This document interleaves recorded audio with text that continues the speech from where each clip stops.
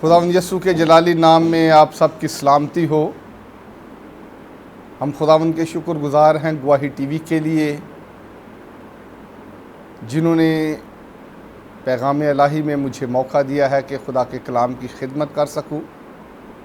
मेरा नाम पास्टर महबूब आलम है और मेरा ताल्लुक़ Christ the king Pentecostal church से है। सेंट्रल चर्च में मैं उनके एज ए पास्टर खिदमत कर रहा हूं। और आइए आज हम खुदावंद के कलाम में से सीखेंगे कि हम जो मसीह के नाम से कहलाते हैं, हम यीशु मसीह के खून से ख़रीदे हुए लोग हैं और हमें क्या करना है।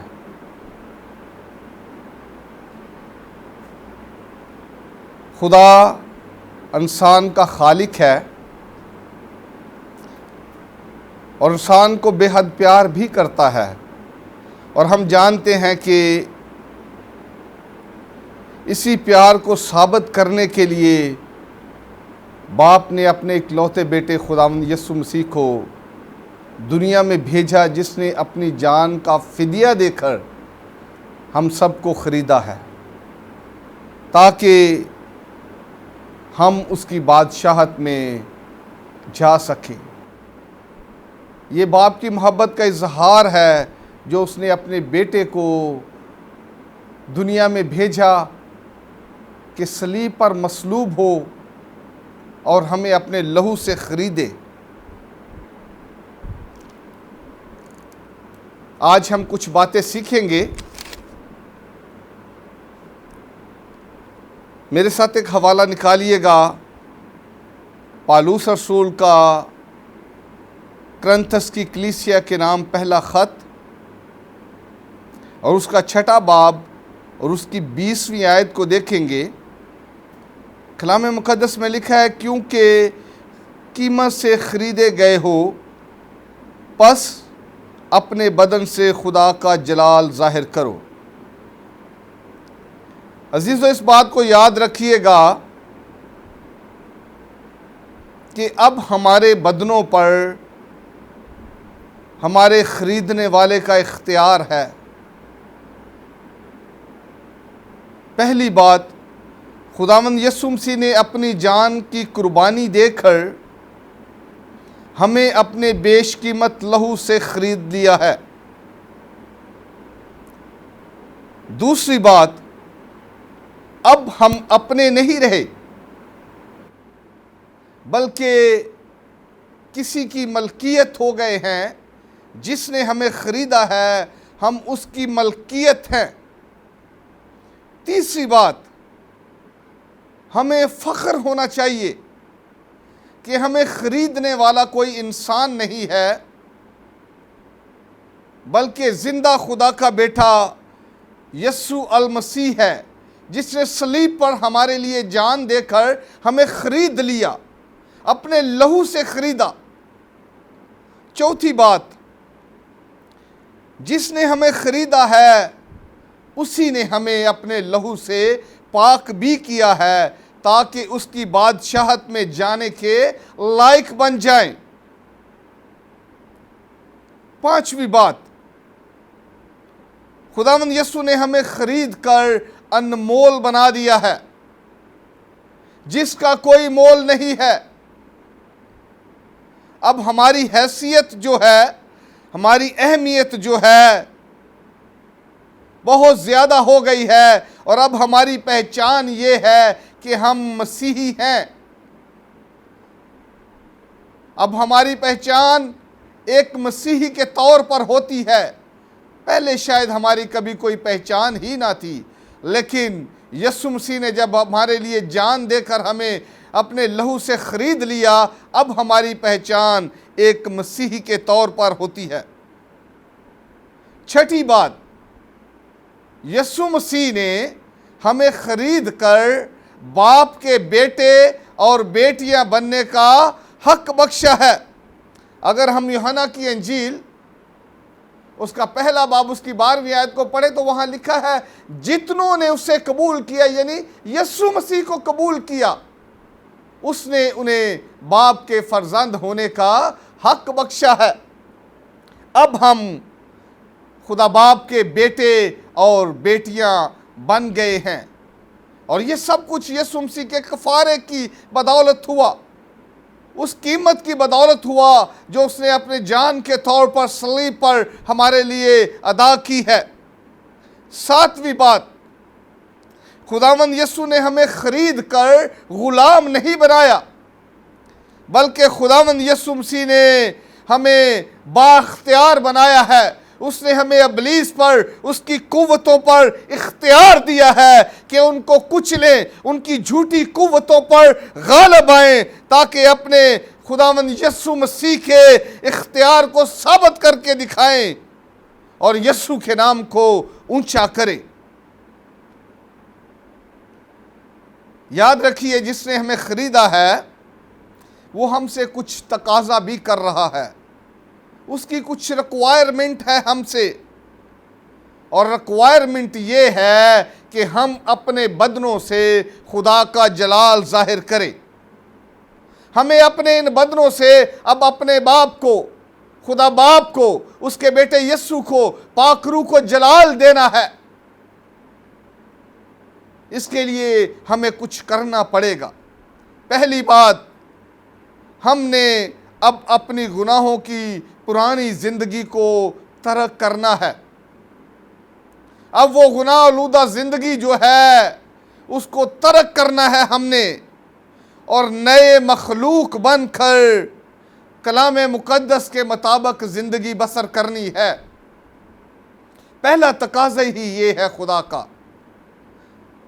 पौलुस रसूल इफिसस की कलीसिया को अपने ख़त में लिखता है, चौथे बाब की 23वीं और 24वीं आयत में लिखता है, और अपनी अक्ल की रूहानी हालत में नए बनते जाओ और नई इंसानियत को पहनो, जो खुदा के मुताबिक सच्चाई की रास्तबाजी और पाकीज़गी में पैदा की गई है।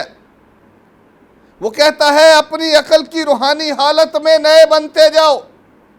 जो पुरानी जिंदगी है उसको तर्क कर दो और अब नई जिंदगी अपनाओ। नई अकल हो गई है, अपनी सोचों को, ख्यालों को कलाम के मुताबिक नया करते जाओ और नई इंसानियत को पहनो जो खुदा की सच्चाई और रास्तबाजी और पाकीज़गी में पैदा की गई है। इसीलिए पौलुस रसूल कहता है कि पस जो मसीह यीशु में है वो नया मखलूक है।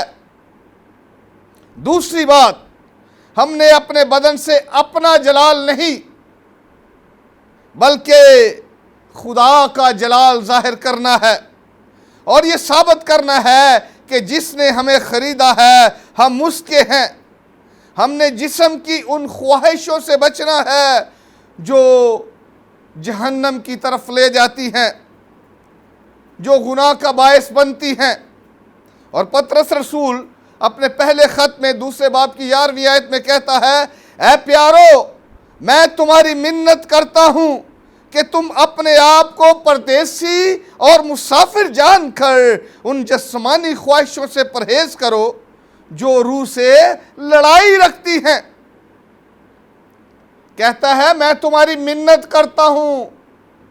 खुदा का रसूल रिक्वेस्ट कर रहा है और ये समझा रहा है कि हम जमीन पर परदेसी और मुसाफिर हैं।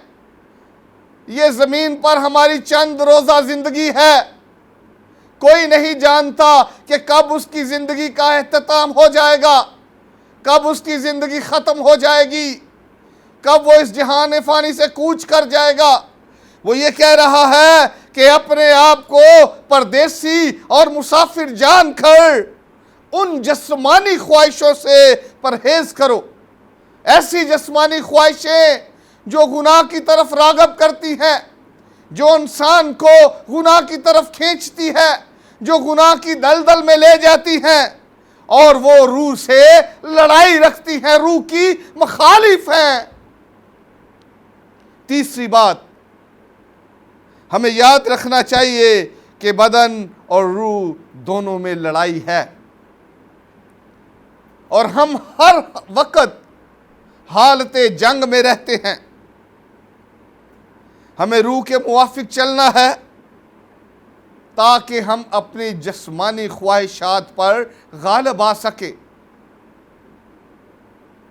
अगर हम रूह की हदायत के मुताबिक ज़िंदगी बसर करें, खुदा के कलाम के मुताबिक ज़िंदगी बसर करें, तो फिर ही हम अपनी जिस्मानी ख्वाहिशात पर गालिब आ सकते हैं।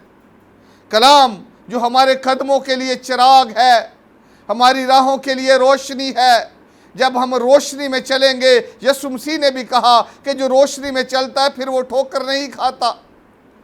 तो जब हम कलाम के मुताबिक अपनी ज़िंदगी बसर करेंगे तो फिर हम जिस्मानी ख्वाहिशों पर यकीनन गालिब आएंगे। पालूस रसूल गलतियों के ख़त में 5वें बाब की 16वीं 17वीं आयत में कहता है, मगर मैं ये कहता हूँ कि रूह के मुवाफिक चलो तो जिस्म की ख्वाहिश को हरगिज़ पूरा ना करोगे, क्योंकि जिस्म रूह के ख़िलाफ़ ख्वाहिश करता है और रूह जिस्म के ख़िलाफ़, ये एक दूसरे के मुखालिफ हैं, ताकि जो तुम चाहते हो वो ना करो। मेरे अजीज़ों, रूह और जिस्म की मुखालफत है। रूह हमें गाइड करता है कि जिस्मानी ख्वाहिशों से, ऐसी ख्वाहिशों से जो खुदा से दूर ले जाती है, उनसे बचो। मगर जिस्म अपनी ख्वाहिश पूरा करने के लिए हमें और डगर पर ले जाता है। इब्लीस हमें दुनियावी बहकावों में लाकर खुदा से दूर करना चाहता है। इसलिए हमें रूह की फरमाबरदारी करनी है, हमें पाक कलाम के मुताबिक ज़िंदगी बसर करनी है, ताकि हम अपने बदन से अपने खुदा का जलाल ज़ाहिर कर सके। चौथी बात, हमने अरशाद आज़म की तकमील करनी है।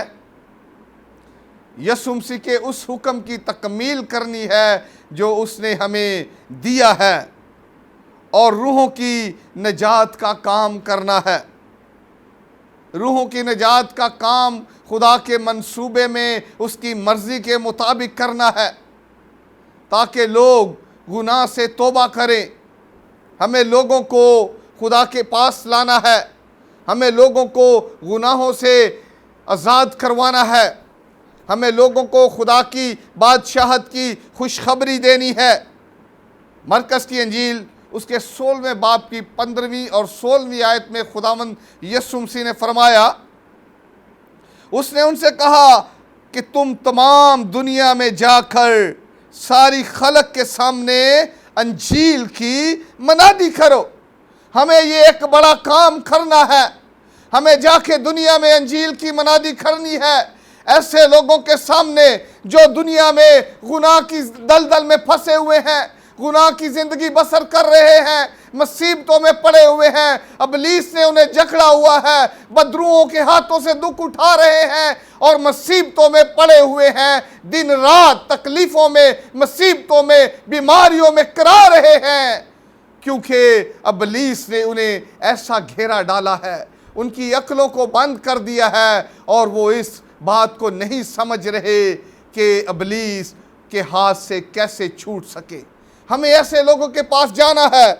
और अगर हम रोमियो के ख़त 8वें बाब की 19वीं आयत को पढ़े तो वहाँ पालूस रसूल लिखता है, क्योंकि मखलूकात कमाल आरजू से खुदा के बेटों के ज़ाहिर होने की राह तकती है। दुनिया में बहुत सारे लोग जो हैं वो इस बात के मुंतज़र हैं कि उनके पास कोई गुड न्यूज़ लेकर आए, उनके पास कोई खुशी की ऐसी खबर आए जिससे वो अपनी मुसीबतों से रिहाई पा सकें।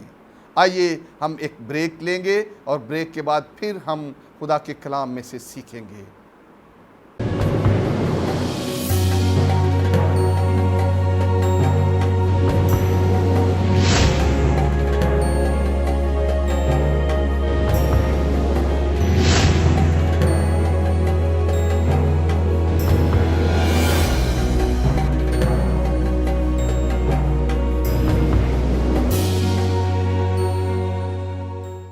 Yes, welcome back. पांचवी बात, जहां से हमने छोड़ा था वहीं से हम स्टार्ट करेंगे। पांचवी बात, हमारा मिशन ये होना चाहिए कि हमने इब्लीस के जकड़े हुए लोगों को आज़ाद करना है, जो दिन ब दिन जहन्नम की तरफ बढ़ते जा रहे हैं, जिनके कदम जो हैं वो जहन्नम की राहों की तरफ गामजन हैं और जो मौत की तरफ बढ़ते जा रहे हैं, लेकिन उन्हें इस बात का एहसास ही नहीं है।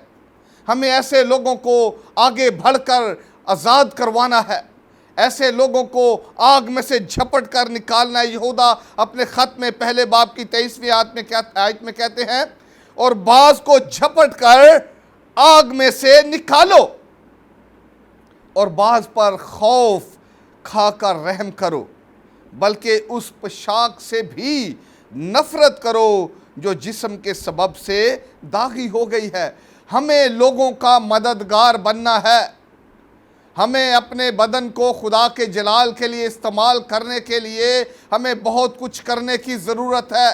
ये ज़रूरत है कि आगे बढ़कर लोगों की मदद करें, लोगों को कलाम की रोशनी में समझाएं कि वो किस डगर पर जा रहे हैं, वो किस तरह से इब्लीस के हाथों से निकल सकते हैं, किस तरह से वो गुनाह की दलदल से आज़ाद हो सकते हैं, किस तरह से इब्लीस से वो छुटकारा और रिहाई पा सकते हैं।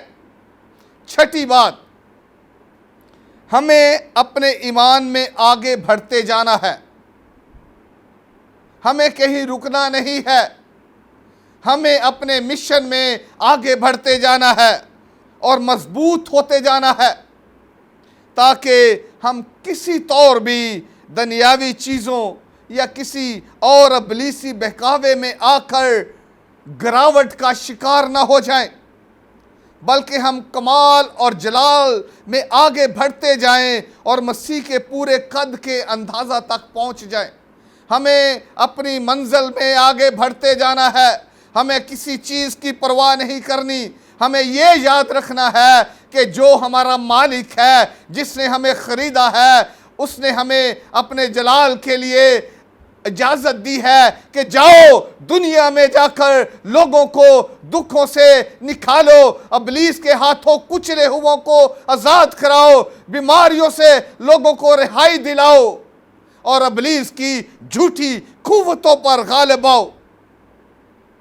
हमें आगे बढ़ते जाना है। यहूदा अपने ख़त के पहले बाब की 20वीं आयत 21वीं आयत में कहता है, मगर तुम मैं प्यारो अपने पाक तरीन ईमान में तरक्की करके और रूल कुद्दस में दुआ करके अपने आप को खुदा की मोहब्बत में कायम रखो।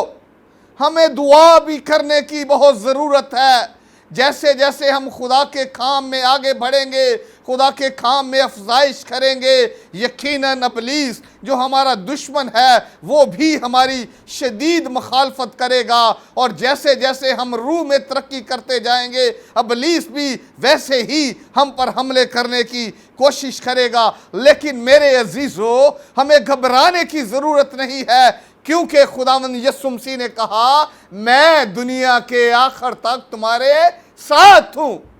और जब खुदा हमारे साथ है तो फिर हमारा कौन मुखालिफ है? अगर कोई हमारी मुखालफत करेगा भी तो वो हमारा कुछ नुकसान ना कर पाएगा। लेकिन हमें इस बात की ज़रूरत है कि हमने दुआ में अपने मज़हबे जो हैं वो कायम करने हैं, अपने मज़हबों को मजबूत करना है और अपने आप को खुदा की मोहब्बत में कायम रख कर हमेशा की ज़िंदगी के लिए खुदावंद यीशु मसीह की रहमत के मुंतज़र रहना है।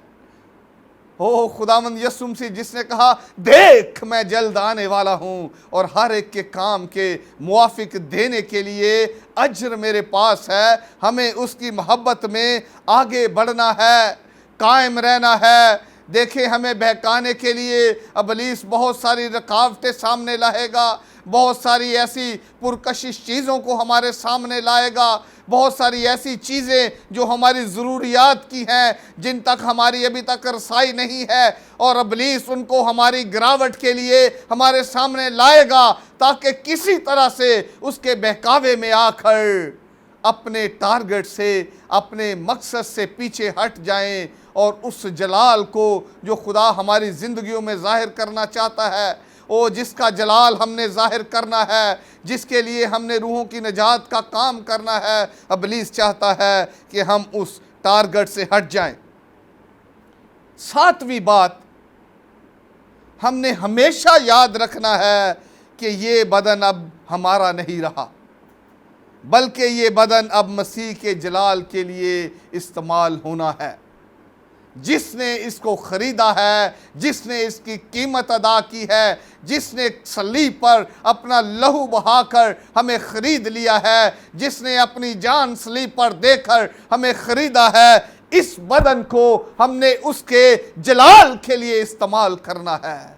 यही हमारा टारगेट और यही हमारा मिशन होना चाहिए। गलतियों के ख़त में पौलुस रसूल दूसरे बाब की 20वीं आयत में कहता है, मैं मसीह के साथ मसलूब हुआ हूँ और अब मैं जिंदा ना रहा, बल्कि मसीह मुझ में जिंदा है। वो कहता है, मैंने भी अपने आप को मसीह के साथ मसलूब कर दिया है। अपनी ख्वाहिशों को, अपने जज्बात को, अपने उन ख्वाहिशों को जो दुनिया में मेरे अंदर थी, जिनके सबब से मैं शायद खुदा से भी दूर होता जा रहा था, कह रहे मैंने उन ख्वाहिशों को मसीह के साथ मसलूब कर दिया है और अब मैं जिंदा नहीं रहा, बल्कि मसीह मेरे बदन में जिंदा है। अब मसीह मेरे अंदर काम कर रहा है। अब मसीह के लिए ये बदन दुनिया में जिंदा है। अगर मैं जिंदा हूं तो खुदावंद यीशु मसीह को जलाल देने के लिए जिंदा हूं। अगर मैं जिंदा हूं तो मसीह का काम दुनिया में करने के लिए जिंदा हूं।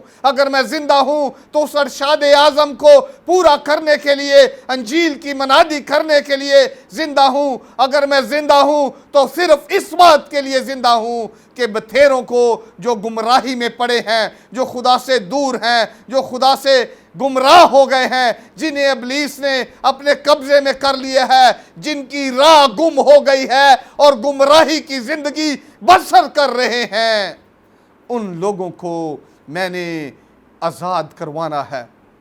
उन लोगों तक कलाम की खुशखबरी लेकर जाना है। उन लोगों को मसीह का पैगाम सुनाना है। उन लोगों को कलाम की रोशनी में लेके आना है, ताकि अंधेरे में ठोकरें खाते हुए लोग जो हैं वो रिहाई पाएँ, इब्लीस से छूट जाएँ, छुटकारा पाएँ और अपने खुदा के साथ ज़िंदगी बसर करने वाले बन जाएँ। मेरे अजीज़ों, इब्लीस हर वक्त यही चाहता है कि लोग मौत की तरफ बढ़ें। इब्लीस चाहता है कि लोग जो हैं वो हलाक हो जाएं। इब्लीस चाहता है कि लोग खुदा से दूर भागें, खुदा से दूर हो जाएं और फिर जहन्नम की आग में चले जाएं। पौलुस कहता है, अब मैं जो ज़िंदगी गुजारता हूँ सिर्फ इसलिए गुजारता हूँ कि मेरी ज़िंदगी से दुनिया में रहते हुए बहुत सारे लोग जो हैं वो खुदा की बादशाहत से वाक़फ़ हो जाएं। बहुत सारे लोग ज़िंदा खुदा को जान जाएं। वो लोग जिनकी आंखें गुमराही से बंद हो गई हैं, वो जिनकी आंखों को इब्लीस ने अंधा कर दिया हुआ है ताकि कलाम की रोशनी उन पर ना पड़े, वो रोशनी को समझ ही ना सके। पौलुस कहता है कि मैं इसलिए ज़िंदा हूँ कि मैं उन लोगों के लिए रिहाई का सबब बन जाऊँ। और यही मिशन खुदावंद यीशु मसीह ने हमें भी दिया है कि जाओ सारी दुनिया में अंजील की मनादी करो। मेरे अजीज़ों, हमें अरशाद आज़म की तकमील करके अपने इन बदनों से जिंदा खुदा को जलाल देना है। आठवीं बात, इस बात को हमेशा याद रखना है कि जब तक मैं दुनिया में जिंदा रहूँगा, खुदावंद यीशु के जलाल के लिए जिंदा रहूँगा। पौलुस रसूल फिलिपियों की कलीसिया को ख़त लिखते हुए पहले बाब की 21वीं आयत में कहता है, क्योंकि जिंदा रहना मेरे लिए मसीह है और मरना नफ़ा है। वो कहता है जब तक मैं दुनिया में जिंदा हूँ मैं सिर्फ मसीह के लिए जिंदा हूँ। बल्कि पौलुस तो ये भी कहता है कि मैंने दुनिया की चीज़ों को कचरा, कूड़ा करकट समझ लिया है। मेरे लिए इन चीज़ों की अहमियत ख़त्म हो गई है, मेरे लिए ये सारी चीज़ें बेकार हो गई हैं, क्योंकि उसकी निगाह आसमान पर उन चीज़ों पर है जो इन चीज़ों से बहुत अच्छी हैं। उस बादशाहत पर है जहाँ ना रोना है, ना दांतों का पीसना है, ना वहाँ बीमारी है, ना वहाँ आंसू है, ना वहाँ मौत है।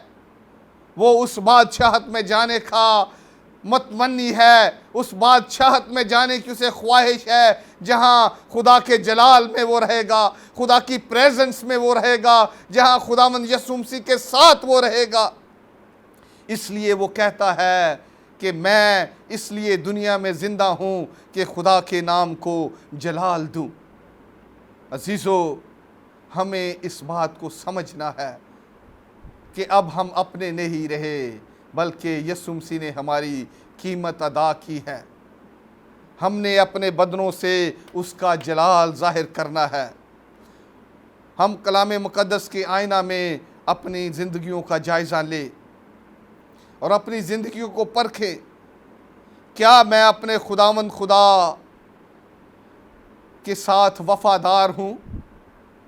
क्या मैं यीशु मसीह की कुर्बानी का भरम रखता हूँ, या उसकी सलीबी मौत को अपने घिनौने कामों के सबब से हकीर जानता हूँ और उनकी सलीब की बेहुरमती करता हूँ? क्या मैं अपने बदन की ख्वाहिशों का ग़ुलाम हूँ, या फिर मसीह यीशु का सिपाही बनकर रूहानी जंग इब्लीस से लड़ रहा हूँ? क्या मैं दुनिया में अपने आप को इज़्ज़त जलाल देने के लिए ज़िंदा हूँ, या मसीह मसलूब को जलाल देने के लिए ज़िंदा हूँ? क्या मैं मसीही ज़िंदगी की दौड़ में कलाम के ट्रैक में रहकर दौड़ रहा हूँ, या फिर किसी और ट्रैक पे चढ़ गया हूँ? क्या मैं जन्नत का वारिस हूँ, या अपने कामों के सबब से जहन्नमी बन रहा हूँ? मेरे अजीज़ों, क्या मैं मसीह के पीछे पीछे चलता हूँ, या फिर आगे आगे चल रहा हूँ और मसीह पीछे से आवाज़ें दे रहा है कि ऐ मेरे बेटे, मेरी आवाज़ को सुन? अपनी ज़िंदगियों पर गौर करें कि अब हम अपने नहीं रहे, बल्कि मसीह के हैं और अपने बदन से मसीह का जलाल ज़ाहिर करना है। आइए हम अपने सरों को झुकाएंगे और दुआ करेंगे। खुदावंद आसमानी बाप, यस्सु के नाम से खुदा, हम तेरे शुक्रगुज़ार हैं खुदा कि तूने हमारे लिए अपने बेटे को बाप भेजा ताकि वो अपनी जान का फ़िदिया देकर हमें ख़रीदे और गुनाहों से आज़ाद करवाए। खुदावंद, हम तेरी मिन्नत करते हैं कि हमें अपने जलाल में शामिल होने के लिए खुदा हमेशा फ़ज़ल बख्शता रहे। खुदावंद, मैं तेरी मिन्नत करता हूँ पाक खुदा, हम अपने बदनों से तुझे जलाल देते रहें। जितने खुदावंद इस कलाम को सुने, खुदावंद उनकी अकल खुले और खुदावंद वो इस राज को जाने कि तूने हमें दुनिया में अपने नाम को जलाल देने के लिए रखा है, बल्कि तूने इंसान को बाप इसीलिए बनाया है कि वो तेरी हम्द करे और तुझे अपने होंठों से जलाल दे। पाक खुदावंद, हमें ऐसा करने का फ़ज़ल अता फरमा ताकि दुनिया में यस्सु नाम जलाल पाता रहे, हमारे बदन उसके जलाल के लिए इस्तेमाल होते रहें। खुदावंद यस्सु मसीह के जलाली बाबरकत नाम से मांगते हैं, आमीन। खुदावंद आप सबको बरकत दे और हमेशा उसके जलाल में आगे बढ़ते रहें।